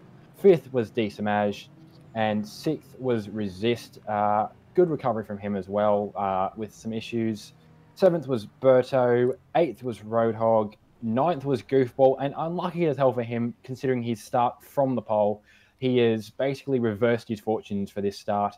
10th is Bagsy in the ABC Kids Brummobile, and 11th and actually last, as just due to Sam Smith's DNS, Netherrealmian, who will hopefully achieve a finish for this race. We can only hope. Well, that's the grid. Perfect timing for you there, Ben, as the revs rise, and we're about to get racing for a second time here in Place City Circuit. What a jump for Brenton Foley.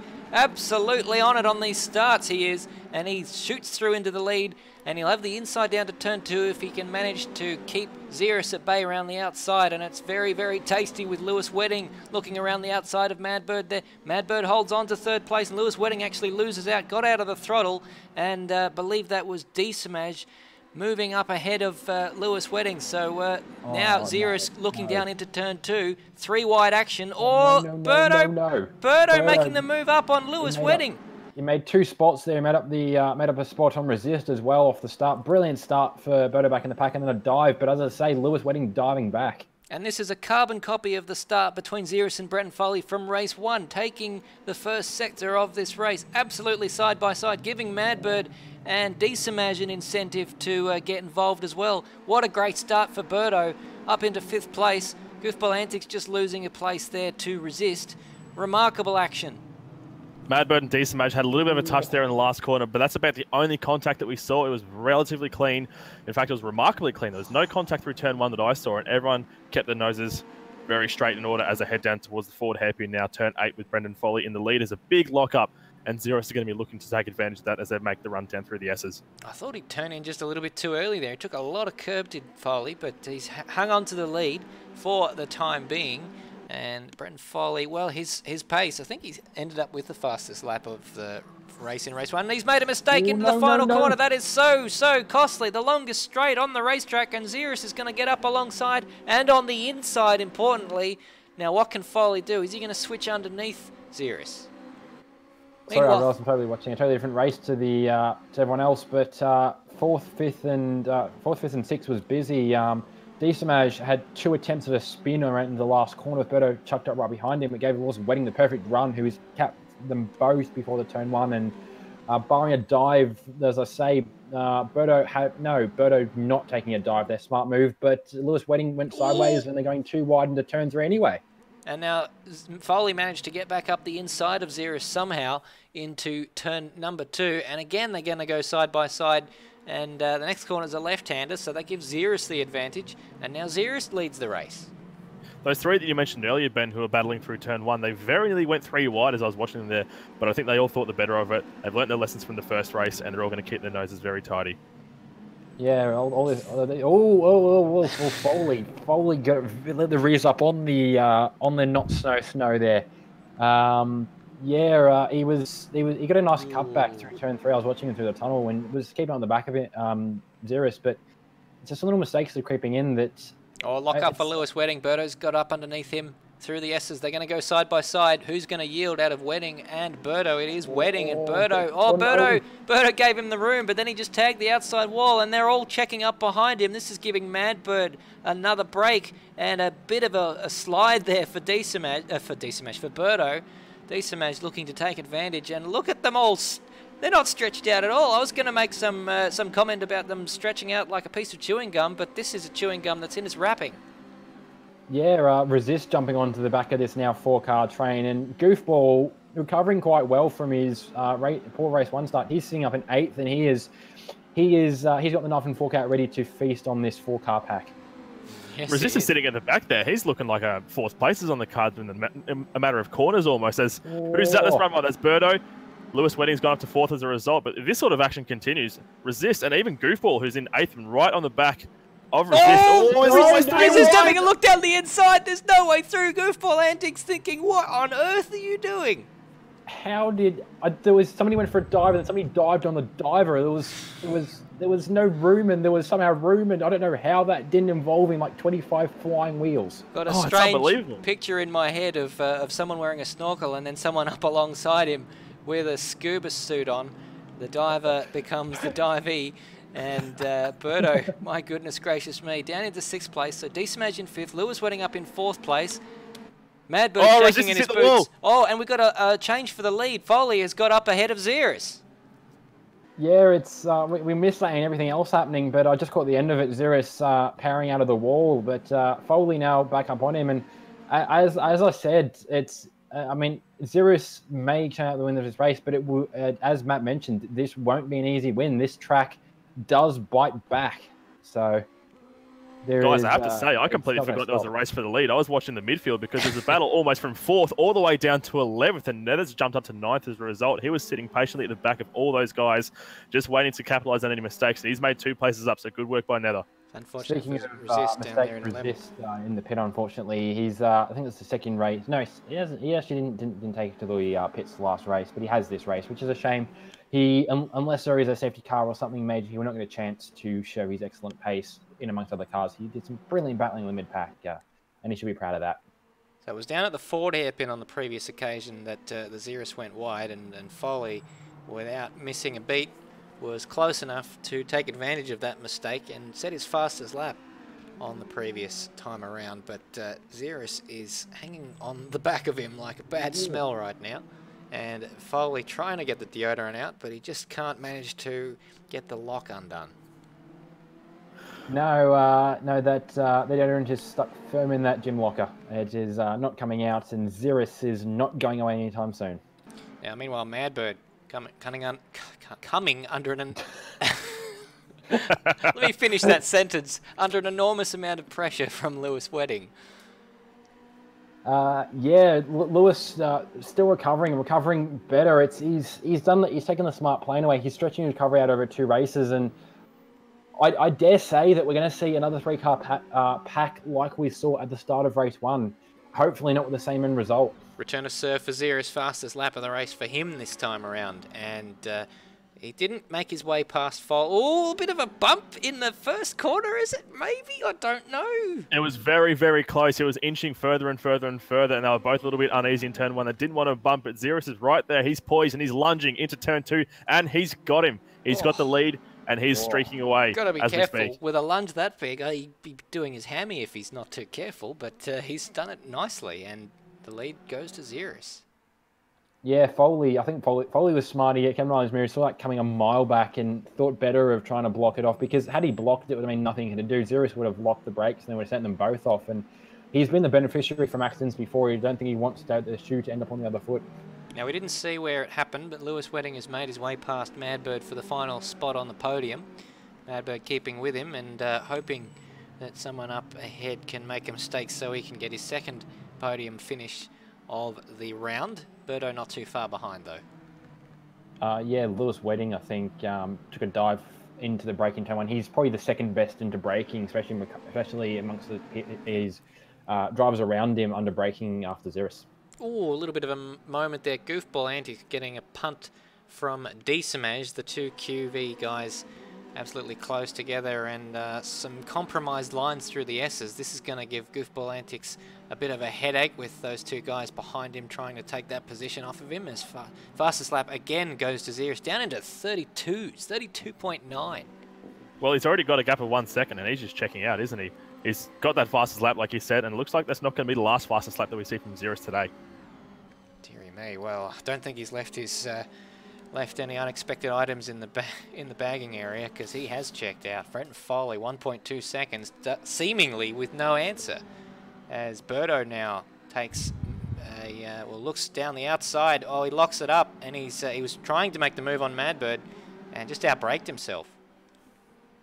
Yeah, I caught the back end of that. Just there was a battle in the further back in the mid pack, but they seem to have calmed down a little bit just for a bit, which gives us a chance to catch up with what's actually happening in the racing.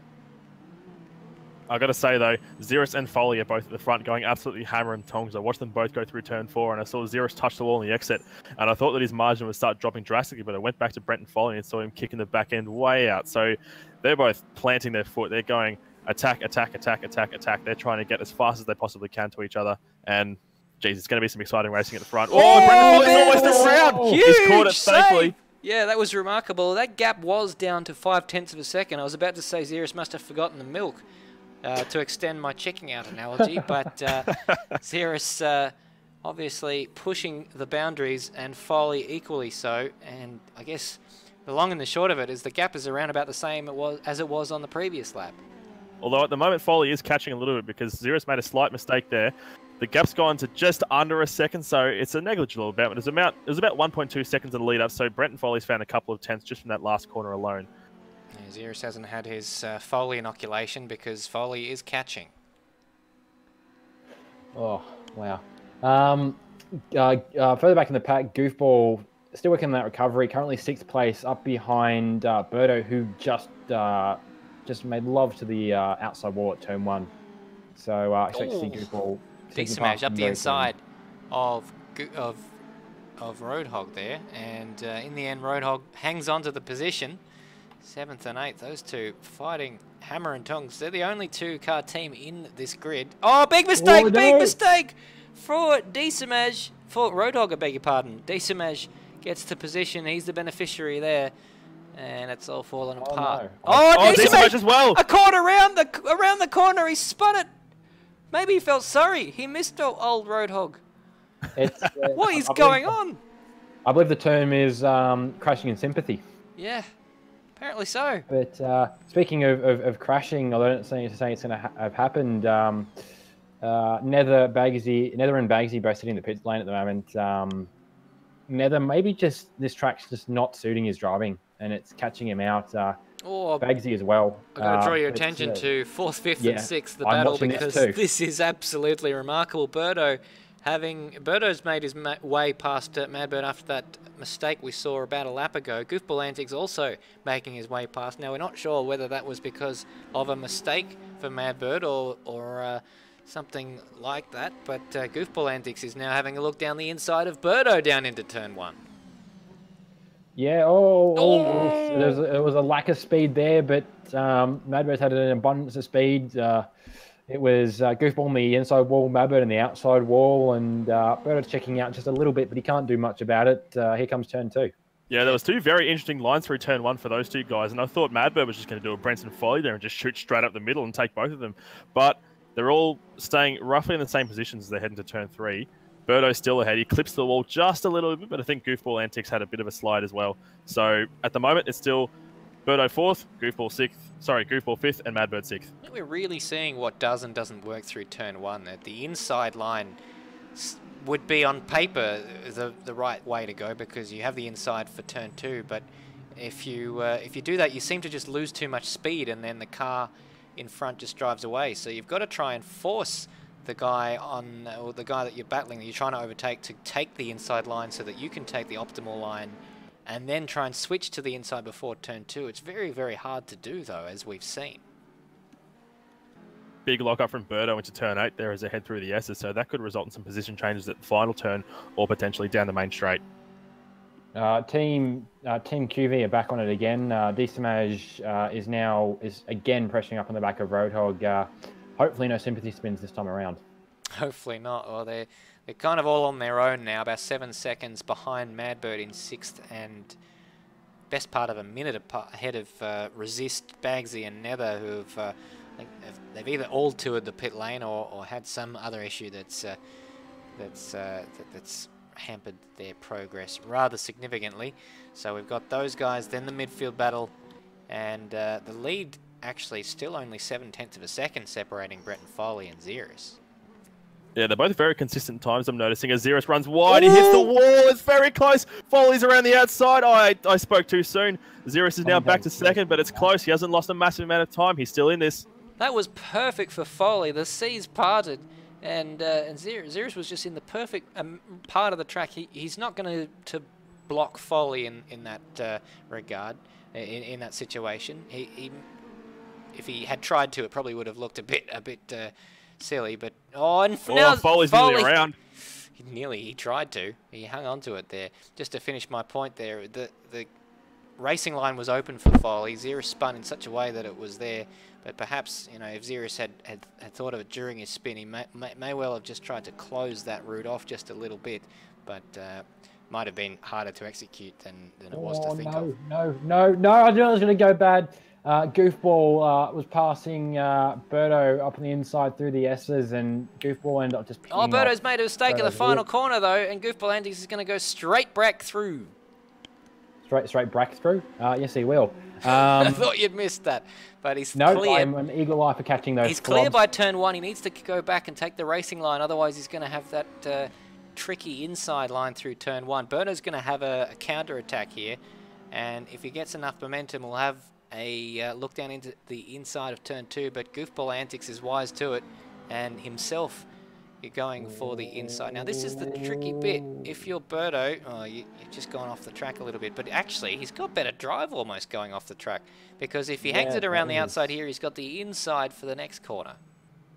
Yeah, I think he's gonna. Oh, as we say, that's Madbird sneaking back into the shot as well. He's gonna get goofball here as well. There was some horn exchanges. All these jumping the brakes early. Two for one nearly for Madbird there. 3 wide nearly, and oh, they're gonna go side by side through the chicane. Yeah, pretty old, as close as you're gonna get to what Ziras and Resist pulled off in race 1. I don't think we'll ever see what Ziras and Resist did again because that was unbelievable. That was unbelievable. It was something that you only get through having a tremendous amount of trust in your fellow man. So I guess Berto's gone a little bit wide there. I'm just trying to take stock of what's going on there. Big moment there for Berto. He got a huge tank slapper on, and Goofball Antics is gifted 4th place. Madbird 2 goes through up into 5th. Berto jumped on the brakes to catch it there, but as a consequence, he's lost 2 spots, but he's not too far off the back of Madbird, so he might be trying to get those spots back pretty soon, I'd say. Meanwhile, Madbird probably wants to try and catch up to Goofball Antics, who in turn will probably want to try and skedaddle. He'd probably want to get up towards Lewis, who in turn would probably like to get towards Ziras and Foley. But speaking of Foley, he is doing a Ziras right now. He is checking out. He has taken his milk and his bread, and he is off. He's about to lap Nether. That's how far ahead he's getting. Yeah, Nether with a troublesome race, but he'll hope for a little bit of help from Nether. He doesn't want to get held up too much when making up that lap. Now, Ziras must have had an error somewhere along the lines. Just trying to look at his lap time, because it was the fastest lap of the race for Bretton Foley, a 33... Well, his fastest lap of the race. Oh, no, he's caught him at a bad moment there. He caught Nether on the way into the Umbral hairpin and just tapped the back of the car on the way in. So I don't think it's helped him too much. And Ziras might catch him during the S's. Now, Ziras hasn't gotten past Nether's yet. No, Nether's got past. Nether's has sat to the side very nicely there to allow Ziras through. I wonder if he had to get out of the throttle there. That was a little bit awkward, but nonetheless, they're both through, and it's advantage Ziras in that, 0.8 of a second, whereas the gap was 1.2 prior to that. But Foley now, he's got 4 laps left. And he got a much better run out of that final corner. He's already up to a 2nd gap between himself and Ziras. Quite old race for Lewis Wedding in 3rd place. After he managed to get past Madbird, he's basically not seen anyone ever since then. Yeah, it's a lonely old race for Lewis Wedding, as Nick Harris of MotoGP fame might say, but that's not necessarily a bad thing around a track like this when you can have walls and other drivers so close to you that you don't want to be getting caught up in any unnecessary action, if you will. Yeah, I mean, he has had a lonely race in some degree, but he's benefited from it in the same way that Madbird did for race 1. He's kept clear of major incidences, and I think he's once bitten, twice shy after race 1. But he's got himself unless something happens, he's secured himself a podium position, which, considering the start of the first race, is probably almost the best you could ask for, with Foley and Ziras showing the pace they have. Depends what they're driving. He certainly loves downforce cars, which these cars do not have. We saw in the Formula 1 AMS Oz series, Foley hangs the tail out and tries his best to distract me from my comments. Nether was quite handsomely beating Ziras in that now defunct Formula 1 1997 series for the AMS Oz Facebook group. But it's in these Caterhams that Ziras does seem to have the advantage on Lewis Wedding, and, well, not tonight on Bretton Foley, but certainly the rest of the field. He was one of the biggest champions for these cars. He's been spruiking up the possibility of racing the Caterhams for quite a while. Yeah, the lack of downforce that you mentioned in these cars really allows these drivers to take on very different styles of driving, as we've seen as Bretton Foley gets around Bagsy as lap traffic on the run down into turn 2. Bretton Foley's been spending a lot of time aggressively diving into corners, even with a lead of 1 second or more, with no real chance for Ziras to lunge up the inside. He's been getting deep. He's been locking brakes into every corner, but Ziras has been taking it nice and smooth, hasn't been getting the back end out too much, and they've both been relatively even on lap time so far. Well, the gap is staying about the same, but they're very, very different ways of achieving their lap time, and Foley is living and dying by the sword.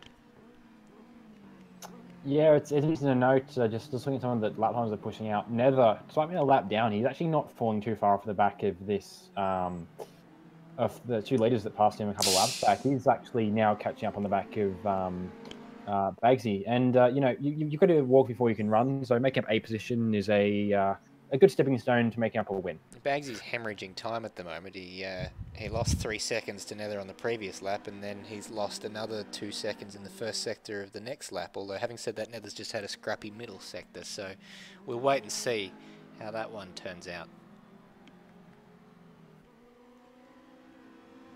So we don't have too many close battles at this stage of the race at the moment around the track. It looks like the closest one so far is between first and second, between Brett and Foley and Ziras. The gap is about 1.5 seconds, but as we've seen so far today, anything can really happen. And Foley, I don't want to speak too soon because he looks like he's in a pretty good position to take out the double.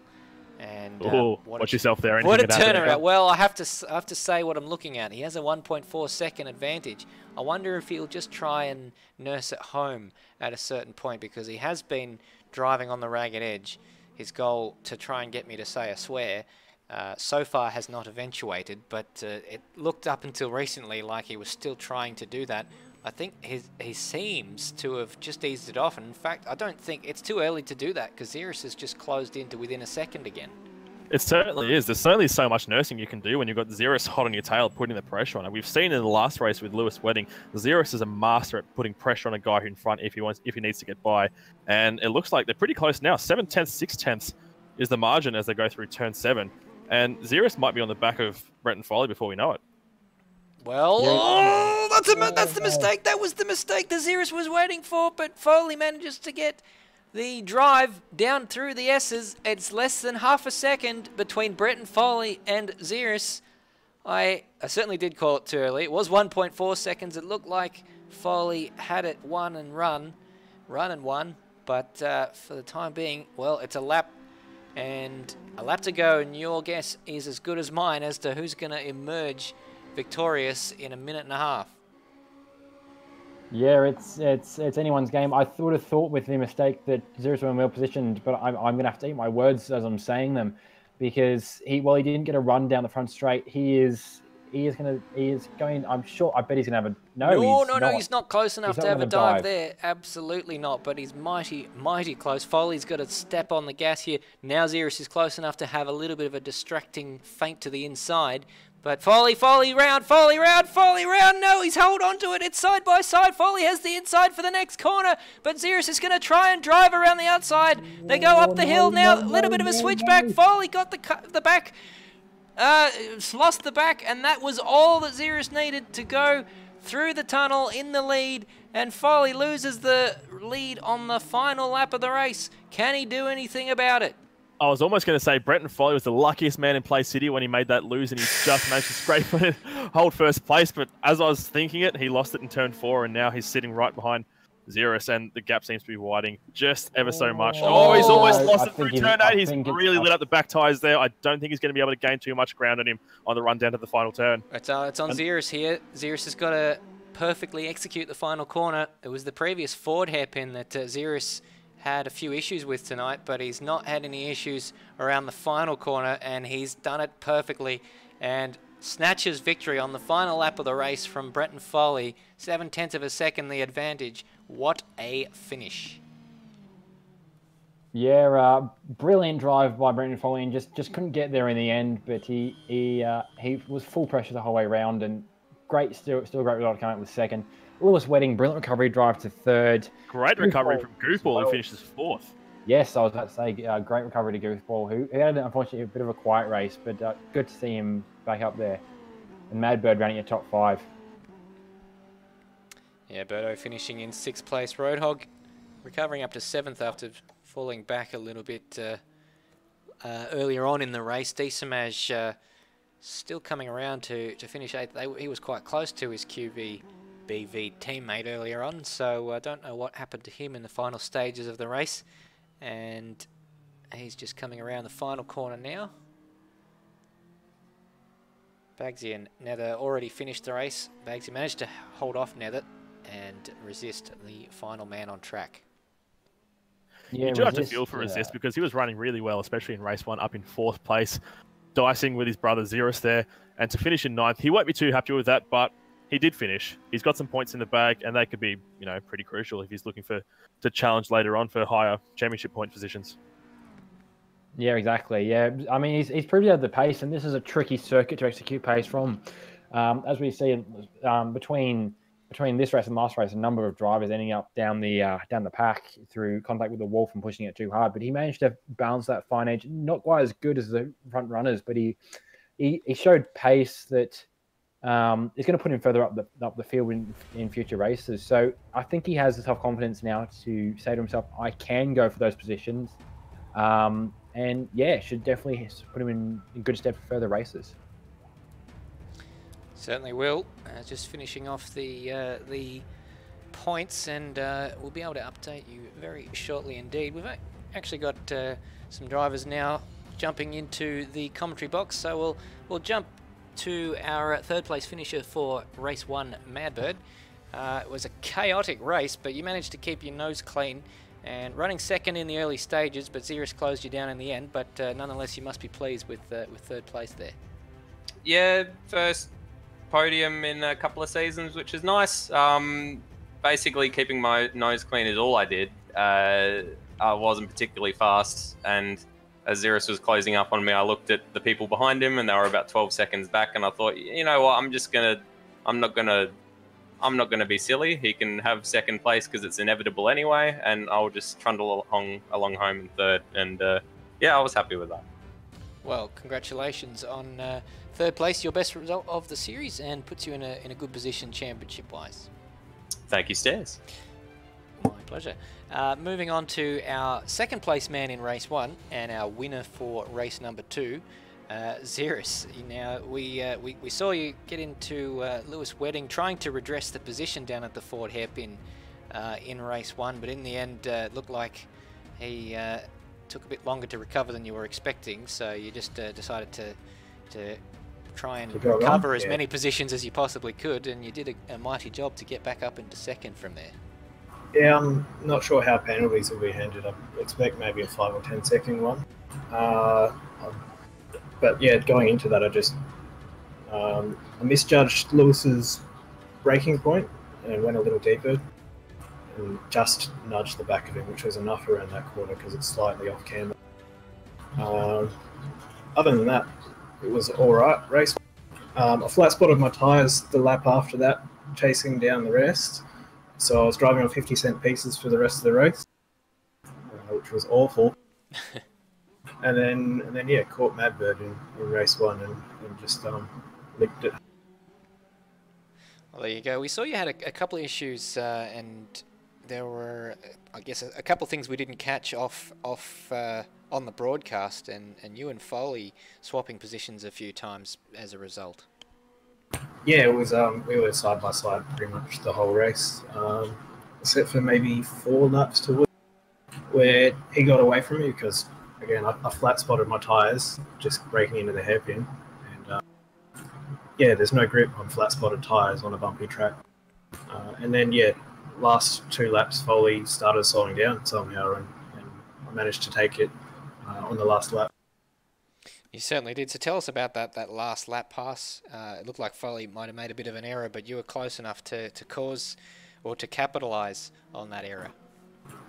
Yeah, going into the left-hander before the tunnel and little chicane. He broke a bit deep and just got a bit of a swapper on and lost a ton of speed there, so I managed to pass there and hold on to it. Well, nonetheless, you put yourself in a very, very good position championship-wise again, with Lewis Wedding finishing 4th and 3rd in his 2 races, so you've extended your advantage out to 47 points. Good. Great. Very good. Well, moving on to... Sorry, go on. Oh, I'm just looking forward to racing, not necessarily the overall result. Well, it certainly looked like you had some fun tonight, so congratulations on some fun. All right, moving on to Brenton Foley, our second winner. Yes, it is our second winner. Ziras the only other winner prior tonight, so he becomes the second winner. Your first Apex rear wing victory in race 1 tonight, and backing that up with very, very nearly another victory in race 2. Yeah, well, the first one was kind of gifted to me when Ziras and Lewis got together, and I saw that Ziras was trying to kind of readdress it, and I thought, oh, I'm just going to drive past and take that. I'm not waiting. And then, yeah, just kind of got in the zone and banged out some pretty decent laps. Second race was a battle pretty much the whole time. Yeah, towards the end, I thought I had it, then I spent way too long looking in the rear view mirror, just under pressure, and I also locked a tyre, and then into turn 4, I got the outside wall just on the entry to the corner, looking for a bit more track space, trying to really maximise my exit, and I lost a second there and just, stuffed it. Well, there you go. It was, I guess, a heartbreaking way to lose a race on the last lap. You had a 1.5 second advantage on the penultimate lap, but that eroded fairly quickly, I guess, once you started driving in the mirrors. Yeah, I think I spent way too long looking at the gap than looking forward. Something I need to practice. Fair enough. Well, you've nonetheless had your best result of the season, so looking pretty good. Actually, jumping down from 7th position at the beginning of tonight up into 3rd in the points, which we'll update everyone on in a minute. But that is quite you're Brent Foley, quite the mover tonight. Thank you. Excellent. Well, that is pretty much all the time we have for tonight's action. Excellent to be joined in the commentary box again by Ben Rhodes and for the first time by Matt Dunlop. Gentlemen, what were your thoughts on the night? Well, geez, that was one of the most unpredictable races I could have imagined. I mean, I knew for a track like that no one has experience with, it was going to be interesting, but my goodness, there were some surprises there that even I wasn't expecting. There's an excellent races to be had all around, though.